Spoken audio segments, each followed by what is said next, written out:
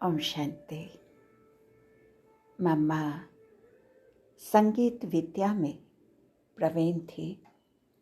उनका प्रतिभाशाली व्यक्तित्व था। मम्मा पूरी रात योग लगाकर पुरुषार्थ किया करती थी। पुरुषार्थ के प्रति उनको बहुत लगन और प्रीत थी।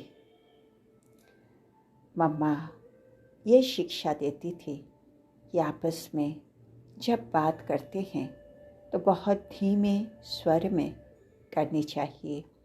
यहाँ तक कि दो बात करते हैं तीसरे व्यक्ति को सुनाई नहीं देनी चाहिए।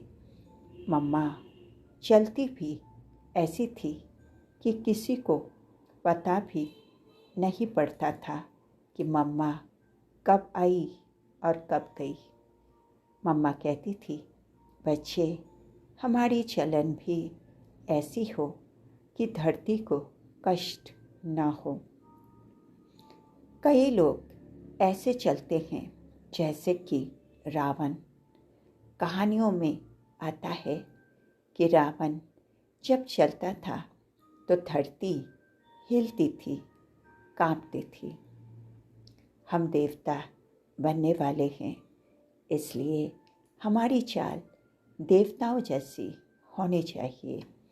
बिल्कुल आवाज़ ही नहीं होनी चाहिए।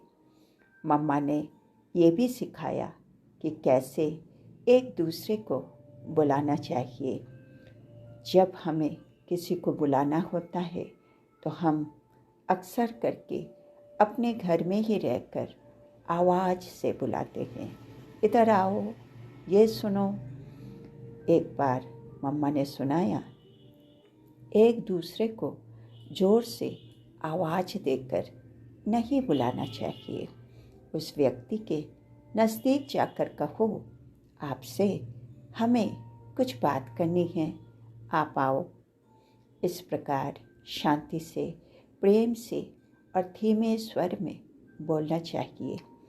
मम्मा कहती थी, हम देवता बनते हैं।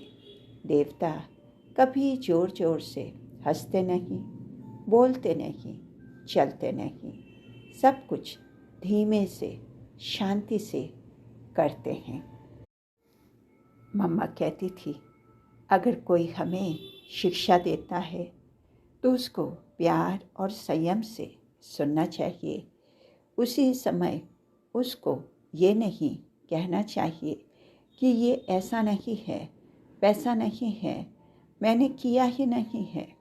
हो सकता है वो बात अभी लागू नहीं होती है, शायद भविष्य में काम आने वाली हो।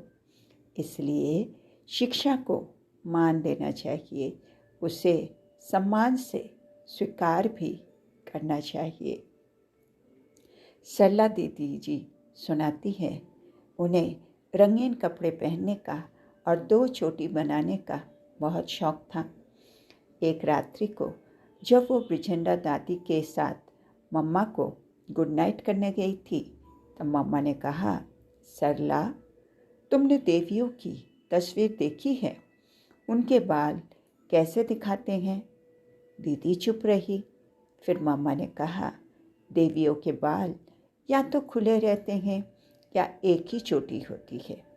ऐसे कहते हुए मम्मा ने उनकी दोनों चोटियों को खोलकर हमेशा के लिए एक बना दिया।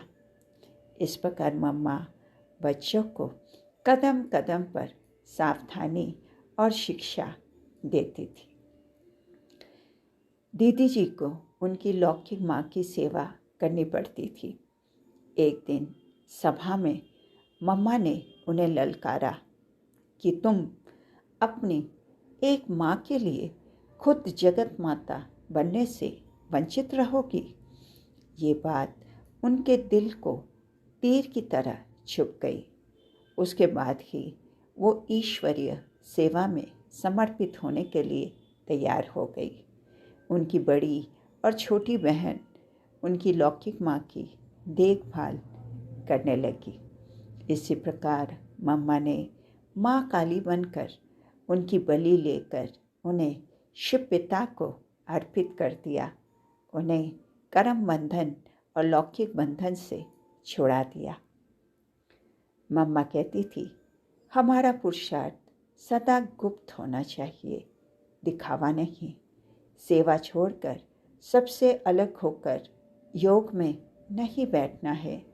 सब कुछ करते हुए, सबके साथ रहते हुए गुप्त पुरुषार्थ करना चाहिए। मम्मा खुद भी ऐसा ही करती थी। एक बार मम्मा भाषण करने बाहर जाने वाली थी, तो मम्मा ने मोहिनी दीदी से कहा, तुम भी मेरे साथ चलना, वहाँ पहले तुम भाषण करना, फिर बाद में मैं भाषण करूँगी। तो दीदी ने कहा, मम्मा मुझे तो भाषण करना आता ही नहीं, और इतने आदमियों के सामने मैं कैसे बोलूँगी। तब मम्मा ने कहा, तुम उन बड़े बड़े शरीरों को थोड़े ही ज्ञान सुना रही हो, तुम्हें तो आत्माओं को ज्ञान सुनाना है। तुम आत्माओं को देखो, छोटी छोटी बिंदु आत्माओं को देखकर भाषण करो। उस समय उन्होंने आत्मा पर भाषण किया। तो पहले उन्होंने भाषण मम्मा को लिख कर दिखाया, फिर मम्मा ने उसमें करेक्शन किया, फिर उन्होंने बहुत ही अच्छे से भाषण किया। मम्मा बच्चों की छोटी छोटी भूलों को भी देखना नहीं चाहती थी। वो चाहती थी कि हर बच्चा भूलों से मुक्त हो जाए। मम्मा ये भी बच्चों को सिखाती थी कि हमारे कारण अन्य किसी की दिनचर्या में तकलीफ न हो अथवा उनके कार्य में बाधा न पड़े। एक बार मोहिनी दीदी मधुबन में मुरली लिखने की सेवा करती थी। उनका लक्ष्य यही होता था कि सुबह नाश्ते के बाद लिखना शुरू करूँगी, उसको पूरा कर कर ही भोजन करूँगी दोपहर का। कई बार क्या होता था, कोई कोई मुरली बड़ी होती थी तो पूरी करने में देर हो जाती थी। सब भोजन करके चले जाते थे और वो अकेली रह जाती थी, और उनके कारण ही भोजन खिलाने वाली माता इंतज़ार करते बैठा करती थी। मम्मा ने इसको पहली बार देखा तो कुछ नहीं कहा। फिर दोबारा भी ऐसा हुआ तो मम्मा ने दीदी को बुलाकर कहा, देखो मोहिनी, तुम्हारे कारण उस माता को देर तक बैठना पड़ता है। तुम देरी करती हो तो उसको भी भोजन देरी से करना पड़ता है, और आगे के उसके काम जैसे बर्तन आदि यथास्थान पर पहुंचाना और व्यक्तिगत कार्य भी ऊपर नीचे होता है। इसलिए तुम समय पर खाना खाया करो। दीदी ने कहा, जी मम्मा। 2-3 दिन के बाद दीदी पुनः अपनी योजना अनुसार ही पूरी मुरली लिखकर भोजन करने गई तो माता उनका इंतज़ार कर रही थी। फिर मम्मा ने उन्हें बुलाया और कहा, मोहिनी, आज से 15 दिन तक भोजन खिलाने की सेवा तुम करोगी। दीदी चुप हो गई और मम्मा का कहना मान लिया। उस दिन खाना खिलाने के लिए बैठी तो सबका खाना पूरा होने तक उनकी स्थिति ही खराब हो गई। सबको खिलाने के बाद उनको खाना पड़ता था। उसके बाद सारे बर्तन संबंधित स्थान पर पहुंचाना आदि करते उनका हाल बेहाल हो गया। अगले दिन उन्होंने मम्मा से कहा, मम्मा, मेरे से ये सेवा नहीं होगी। मैं आगे से समय पर आकर भोजन करूँगी, देरी नहीं करूँगी। लेकिन मम्मा ने कहा, एक दिन में तुम इतनी परेशान हो गई। वो माता तो रोज ऐसी परिस्थिति का सामना करती है, वो कैसे कर रही थी। फिर भी मम्मा ने कहा, तुमको 15 दिन तक ये सेवा करनी ही पड़ेगी।